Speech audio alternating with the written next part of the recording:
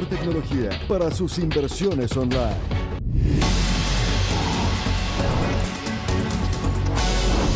Bienvenidos a una nueva Agenda Económica PM acá en CNN Chile, donde por suerte no vemos un nuevo máximo anual del dólar. Comenzó bajando bastante durante este miércoles en torno a 908 pesos, luego repuntó y cerró, como lo vemos en pantalla, 914, pero muy cerca de los 920 que rozó este martes. De hecho, este descenso no significa que el dólar vaya a bajar de peso significativamente, porque todo indica que va a seguir con altos y bajos en esta tendencia alcista. Y era muy importante escuchar las palabras de la presidenta del Banco Central, que estuvo en una actividad en Concepción organizada por CPC BioBio. En esa actividad, Rosana Costa aclaró que esta tendencia alcista del tipo de cambio tiene que ver con factores internacionales. Veamos a la presidenta del Banco Central. En este contexto hay una depreciación del conjunto de moneda respecto de la moneda americana. La verdad es que la moneda americana ha tenido una apreciación bien relevante, la contracara del comportamiento de la depreciación del resto de las monedas. Vemos también un comportamiento en los commodities acorde con este escenario internacional. Vemos cómo el cobre se ha mantenido relativamente a otros commodities, pero también ha tenido una tendencia a la baja, particularmente en los días recientes hemos visto esa tendencia claramente. Y por el contrario, el precio del petróleo ha tenido un cierto rebote en lo más reciente asociado a factores de oferta, factores de producción. Y esa es la respuesta entonces del tipo de cambio, una variable que responde a este escenario global que estamos observando. De todas formas, hay algunos que critican que el Banco Central siga sacando dólares del mercado en este programa que inició hace algunas semanas para aumentar sus reservas. Vamos a ver si es que el ente emisor toma alguna medida al respecto en los próximos días. Pero un dólar alto cambia absolutamente la perspectiva y los precios de los distintos activos. Por lo tanto, queremos nuevamente acá en Agenda Económica ver las mejores recomendaciones para invertir. Lo hacemos en la conversación con Ariel Nachari, que es estratega de inversiones en Sur Investments, y lo vemos en pantalla. Ariel, gracias por estar en Agenda Económica. Hola Nicolás, muchas gracias por la invitación. Ariel, ¿cómo está afectando en sus recomendaciones y en las perspectivas que tienen este precio del tipo de cambio que, si bien ha tenido una tendencia alcista hace bastante tiempo, eran pocos los que pensaban que podía superar los 900 pesos o incluso proyectarse hasta los 930, como hoy día sí lo dicen algunos? Así es, Nicolás. La verdad es que nosotros no hemos hecho cambios estructurales a nuestras recomendaciones.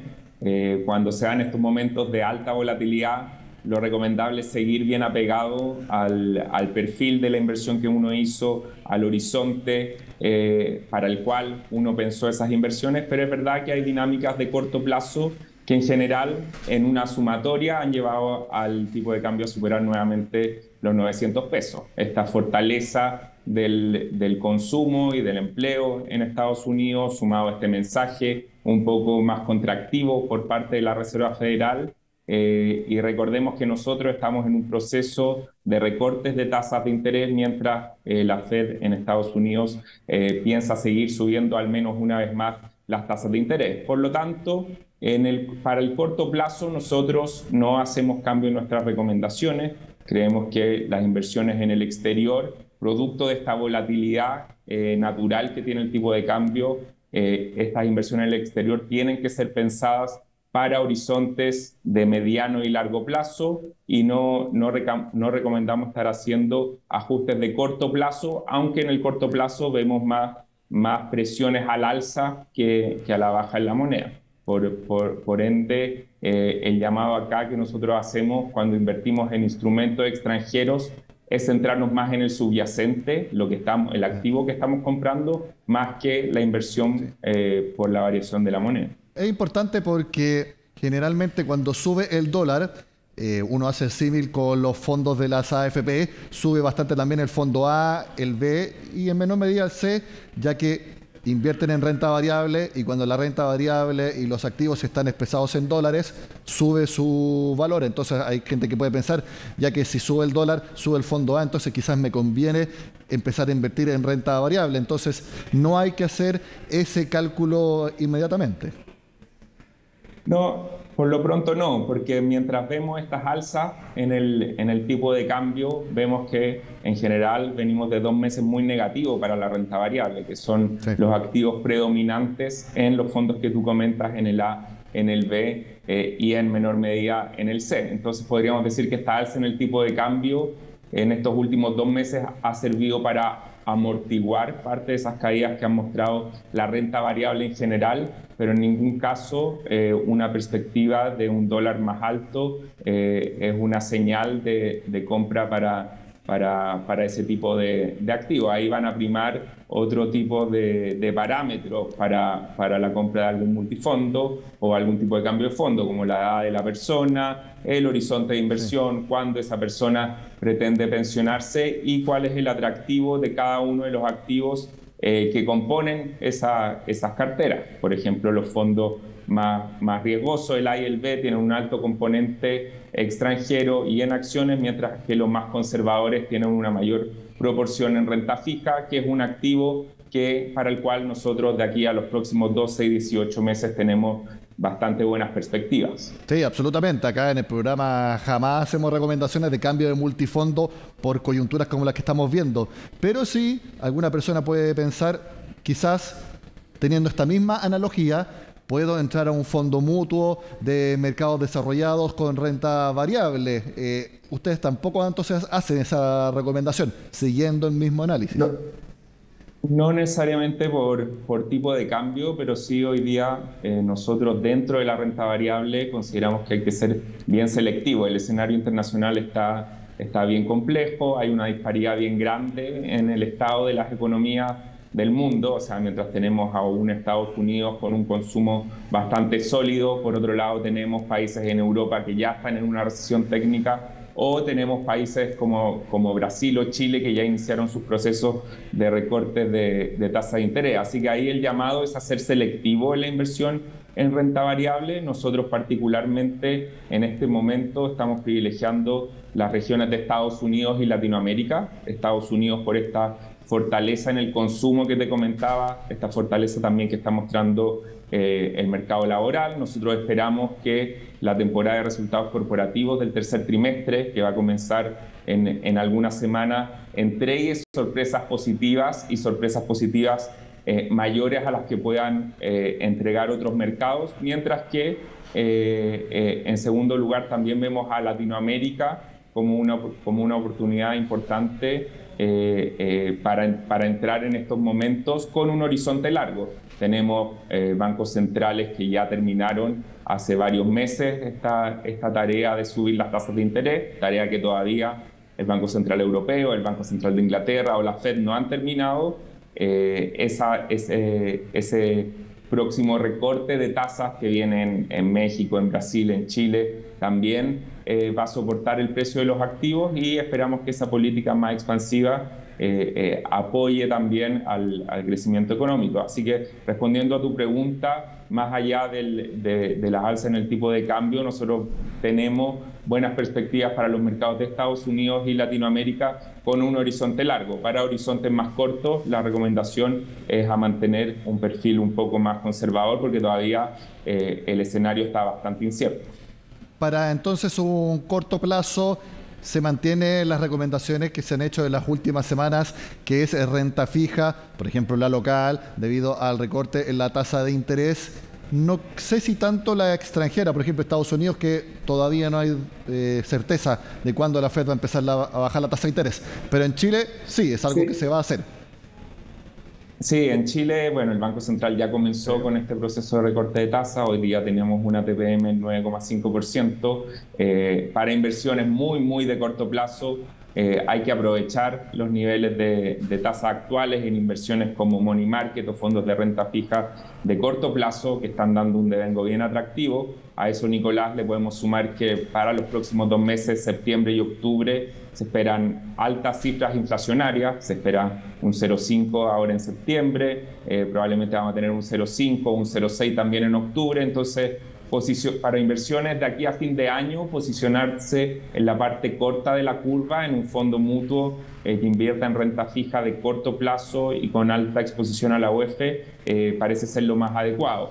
Ahora, si el horizonte es un poco más largo, mayor a un año, pero seguimos siendo conservadores y no queremos estas fluctuaciones que tiene el precio del dólar o los mercados internacionales, lo que estamos haciendo nosotros es poco a poco ir recomendando empezar a tomar mayor duración en los fondos de renta fija, o sea, evitarme ese riesgo de reinversión de que de aquí a un año más no vamos a tener el atractivo de las tasas que sí tenemos hoy y lograr enganchar una tasa alta por los próximos 2 o 3 años. Así que por ese camino van nuestras recomendaciones, hoy bien centradas en la renta fija local. Un poco la misma forma de pensar sobre los depósitos a plazo. Te quiero preguntar, ¿cuáles son las rentabilidades que están viendo los DPS ahora? Sabemos que hace un año estaban rentando 10% anual, ahora me parece, la última cifra que vi están en torno a 5, algunos en 4,5. Entonces te quiero preguntar si esos números se mantienen para los depósitos a plazo y si también se recomienda para una inversión de corto plazo tomarlos de aquí a 6 meses, máximo un año. Sí, mira, hoy un depósito a plazo a un año uno lo cotiza en torno al 7%. Bueno.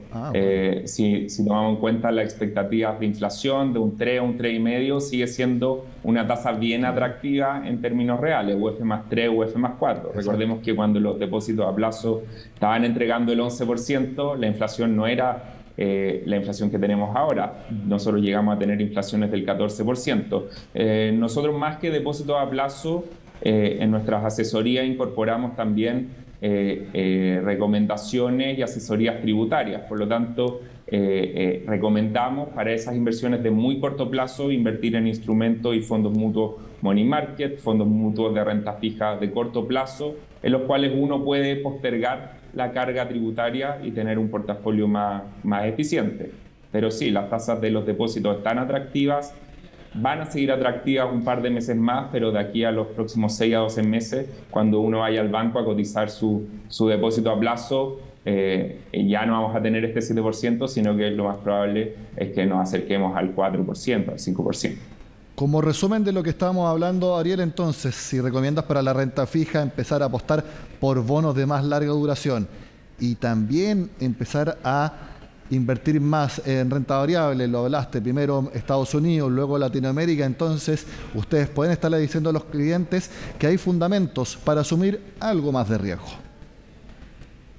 Mira, hay fundamentos para asumir riesgo en una perspectiva de más largo plazo. Creemos que los puntos de entrada, sobre todo en Latinoamérica y en bolsas como la chilena, están bien atractivos, pero va a haber volatilidad en el camino. Por eso también en Estados Unidos también estamos privilegiando fondos que invierten de manera diversificada, que no se enfoquen solo en estas 7 o 10 acciones que han tenido un gran retorno este 2023, pero con una perspectiva de largo plazo. Si bien hoy la economía está mostrando resiliencia, en algún momento se va a notar esta mantención de altas tasas de interés por un tiempo prolongado. Así que hay que ser cauto, adecuarse al perfil de riesgo, asesorarse y como dije al principio, ser bien selectivos en las oportunidades que uno toma en renta variable. Ariel Nachari, estratega de Sur Investments, gracias por estar en Agenda Económica con las recomendaciones. Que estén muy bien. Muchas gracias, Nicolás, que estén muy bien también. Muy bien, hacemos la pausa en Agenda Económica y al regreso hacemos la siguiente pregunta. ¿Qué pasa con las indicaciones de la reforma previsional que supuestamente se tenían que presentar a fines de septiembre? Les tenemos la respuesta al regreso.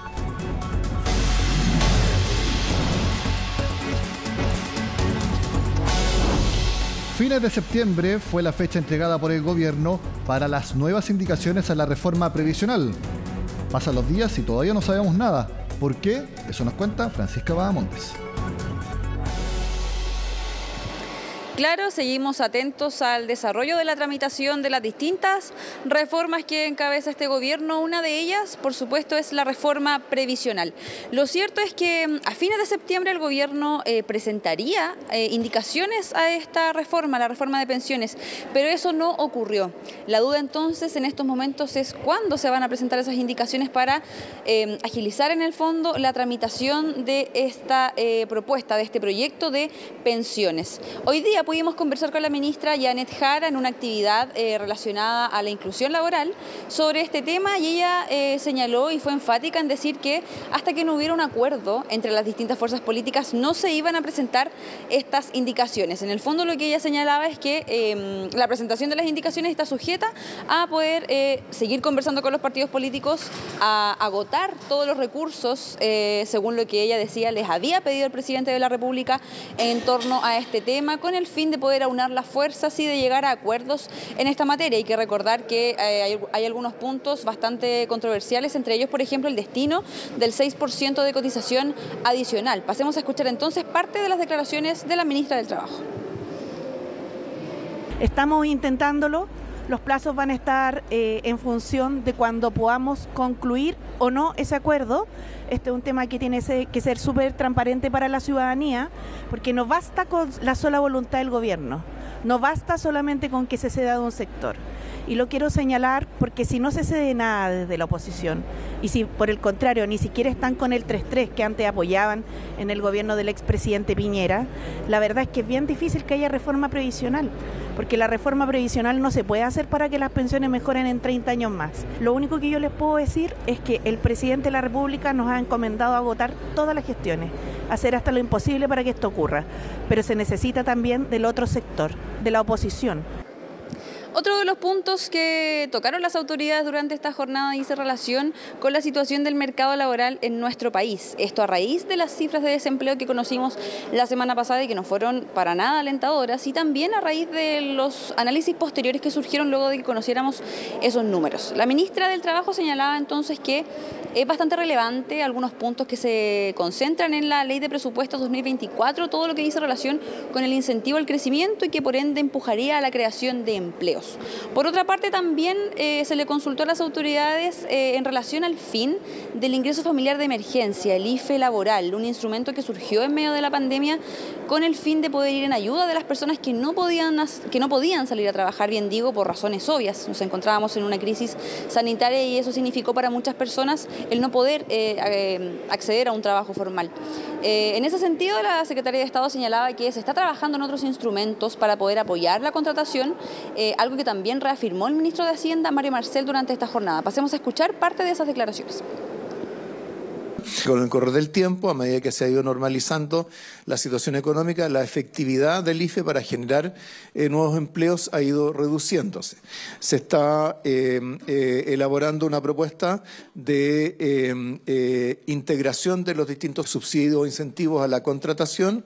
Eso va a tener recursos adicionales y, por lo tanto, el que el IFE laboral, tal como lo hemos conocido hasta ahora, no continúe, no significa que no siga habiendo una acción del Estado en materia de apoyo a la creación de empleo. Lo que está considerado es que sea parte de lo que se va a fusionar en un esquema más simple y más efectivo de incentivos a la contratación. Lo que estamos haciendo es revisar nuevos instrumentos para promover el empleo, pero el instrumento que más lo va a promover es retomar la senda del crecimiento, para lo cual un presupuesto contracíclico como el que el presidente de la República ha presentado, que promueve la generación intensiva de mano de obra en obras públicas, es fundamental.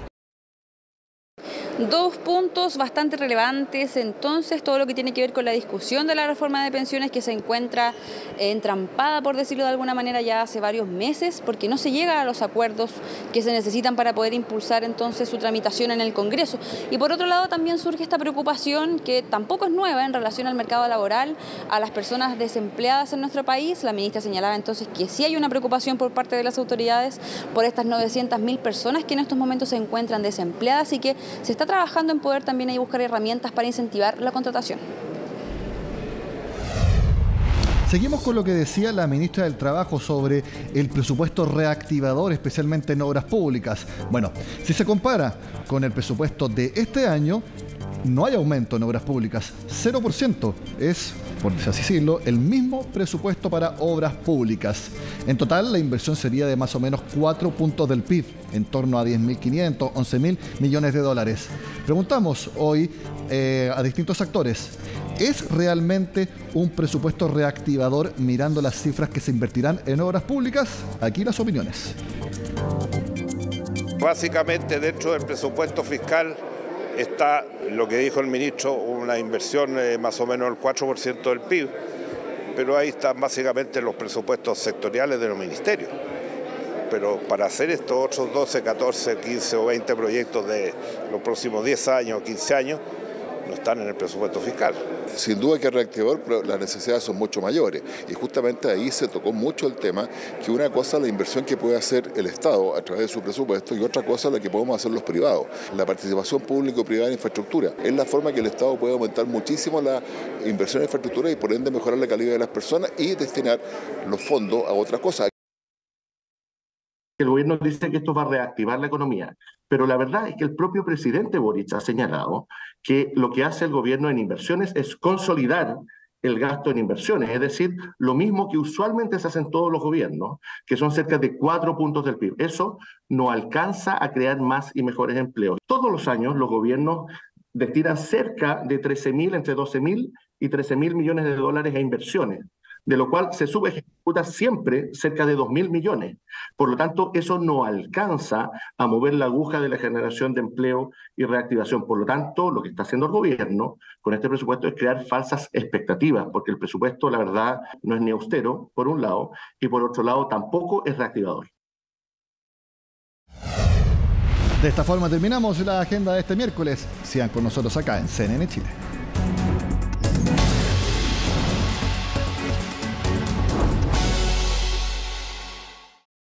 Agenda Económica fue presentado